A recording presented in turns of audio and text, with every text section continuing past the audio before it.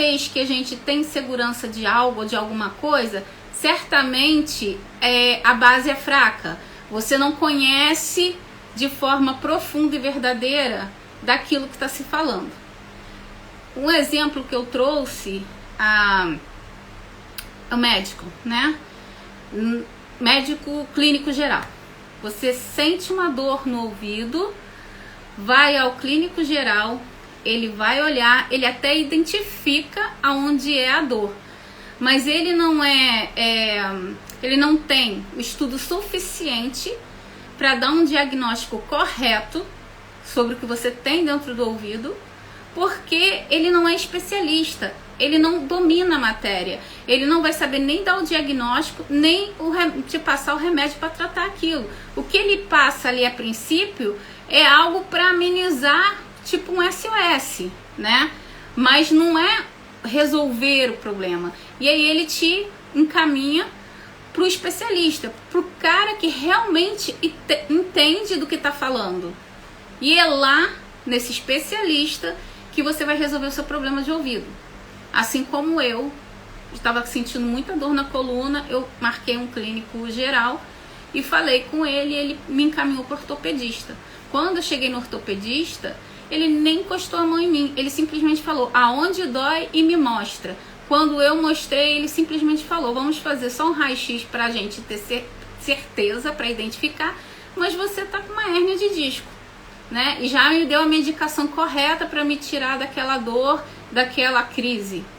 Então, por que se tem medo de ler tarô?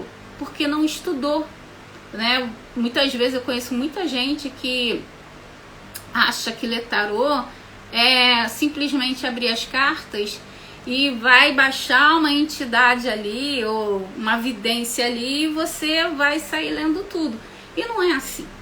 Tarô é estudo, tarô é técnica, tarô é dedicação, né?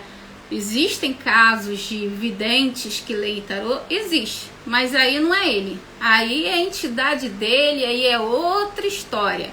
Mas de verdade mesmo, tarô é estudo, tarô é técnica, tarô é dedicação, tarô é uma profissão. E como toda profissão, a gente estuda para se formar, né? Então, para você quebrar a primeira insegurança de ler, né, o tarô, é você estudar. E aí você vai me falar, poxa, André, são 78 cartas, é muita carta, é muita coisa, é muito difícil. Eu vou te dizer, quando a gente nasce, a gente não sabe nada, nada. E aí a primeira coisa que a gente faz, a gente tem que aprender a puxar o leite da mãe da gente. Quantas mães, né, quantas mamães não sofreram na primeira mamada do seu filho porque ele não pegava, porque ele não sabia nem pegar. E aí, pelo desespero da fome, você tem que se virar e dar teu jeito. E ali você aprende a se alimentar, você cresce, você aprende a engatinhar, a andar, a ir ao banheiro, até que um momento a ficha cai e você acorda tipo, opa, toma uma consciência, eu sou gente, eu sou um ser humano. E aí é o momento que você começa simplesmente não, é o momento real que você começa a pensar, é o momento que a ficha cai. E o tarô é a mesma coisa. O tarô, primeiro você entra em contato com ele, você convive com ele, você estuda, você se dedica, você se aplica, você vai para a prática. E quando você percebe, você está dominando a matéria.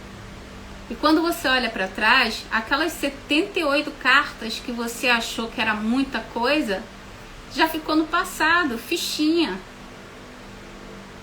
A gente já lida com tanta coisa que a princípio parece difícil e a gente dá conta. Por exemplo, o celular. O celular que eu estou falando agora com vocês, daqui, vamos dizer, 6 meses, ou a gente ainda está no início do ano, né? Daqui para o meio do ano até o final, ele vai ficando obsoleto, né? eu vou ter que ficar fazendo o quê? Atualizações diferentes, assim como vocês têm que fazer atualizações diferentes. Aí chega um momento que o próprio aparelho, ele sai de linha e você tem que comprar um outro com outra tecnologia, você não se adapta. Você não consegue dominar o aparelho. Às vezes é um outro aplicativo que surge, né? Quantos já morreram, né? O finado Orkut, né? Quantos já morreram e quantos já nasceram e a gente não se adapta, a gente não aprende? Por que o tarô é tão difícil? Né? Eu acho a tecnologia muito mais complicada. Para me acertar aqui, para fazer vídeo, foi uma sofrência, né? Mas eu me adaptei. Eu tô conseguindo me virar. Então é um bicho de sete cabeças. Quando a gente coloca em prática, quando a gente está sempre ali mexendo, sempre ali praticando, a gente começa a dominar, e aquilo que parecia difícil não é mais difícil, né? A gente já tira de letra. É como aprender a ler, né?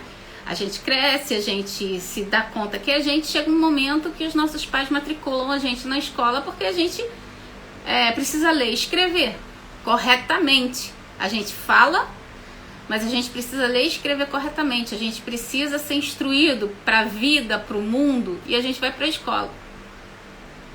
Quanto do alfabeto, quantas letras, quantas palavras a gente não aprende, né? Inúmeras. Mas a gente aprende, a gente dá conta. Quando a gente precisa aprender uma língua diferente, tipo o inglês, o espanhol, a gente não se matricula, a gente não estuda, a gente não tem que ouvir a língua, a outra língua, para poder absorver, para poder entender, para poder praticar, enfim, ser fluente.